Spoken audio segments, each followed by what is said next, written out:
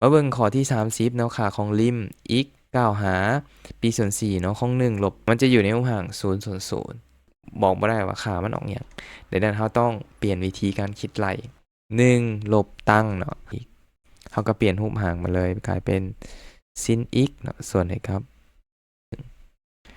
เอาขึ้นไปคูณเนาะถ้าไพ่เบิ่งออกจะเห็นว่าโกดตัวนี้เนาะมันสามารถตบลงมาทั้งหลุมได้ออกไปเลยแปลว่าโกดมันจะมาอยู่หลุมเลยคล้ายๆแบบนี้แต่นั่นอย่าคือถ้าตบโกดตัวนี้มาอยู่หลุมเลยสังเกตเห็นว่าริมของอีกเนาะ9หา p ส่วน4ตัวนี้เปลี่ยนเป็นลบซินที่เป็นเครื่องหมายลบจะเปลี่ยนเป็นบวกว่าง่ายๆก็คืออันนี้คูณเข้าคืนเนาะเครื่องหมายลบมันจะเท่าตัวนี้คือเก่าส่วนทั้งรวมเขียนคือเก่าเนาะอยู่ในมุมห่างแบบนี้จากนั้นส่วนให้ครับโกด p ส่วน4หัก2ส่วน2เป็นแบบนี้เดี๋ยวนั้นหัก2ส่วน2นี่คูณหัก2คูณหลุมคูณเทิงเนาะพอหัก2คูณหัก2ตัวนี้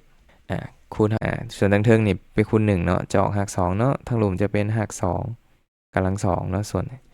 นให้กับ2ตัวนี้มันจะออก2เนาะ2ส่วน2ก็จะออก1ดังนั้นมันจะเหลือแต่หัก2เลยทั้งเทิงดังนั้นข้อนี้ก็เลยตอบขอ